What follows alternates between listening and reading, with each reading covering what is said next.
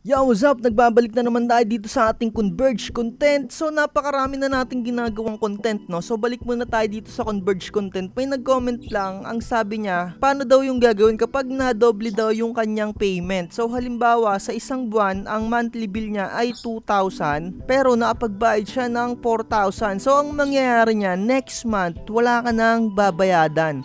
At kung marireceive mo man, yung iyong bill, meron kang makikita dito na adjustment, no? Dito may nakalagay dyan na adjustment na negative 2,000. At meron ka rin namang marireceive na resibo galing kay Converge na nagbayad ka ng 2,000 at another 2,000 marireceive mo yon. Yun yung katibayan na nakapagbayad ka ng doble at pwede mo ring i-verify yan sa Click to Talk. Sa mga nakapagbayad ng doble na akala nila hindi pa nila bayad yung bill nila ng month na yon, maki-carried away yon next month at huwag kayong mag-alala dahil malilesen talaga yung inyong mga sobra na kahit piso at 5 duling yan, mababawas yan. At sa mga nalilate naman magbayad dyan, no, kapag lagpas na kayo sa due date magbayad at nagbayad kayo ng late, ayun nga, next month, doble naman yung makikita nyo dito sa inyong mga bill. So halimbawa, 2,000 yung inyong binabayaran, pero late nga kayong magbayad, makikita nyo dyan, 4,000, ang babayaran nyo lang doon ay 2,000. Dahil yung isang 2,000 bayad nyo na last month na late lang kayo ng bayad. Pero i-confirm nyo lang talaga palagi sa Click to Talk, meron tayong video dyan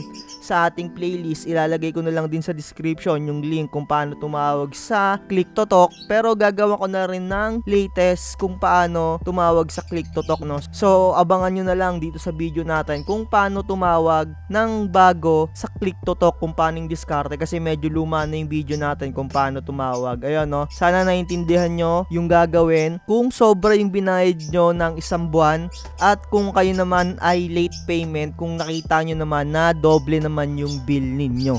So ayun, like, share, and subscribe. Comment down below kung meron kayong katanungan pa tungkol sa ating internet na Converge. So far so good, 3 years na yung ating internet na Converge, wala pa akong kahit anong problema na na-encounter. Bye bye.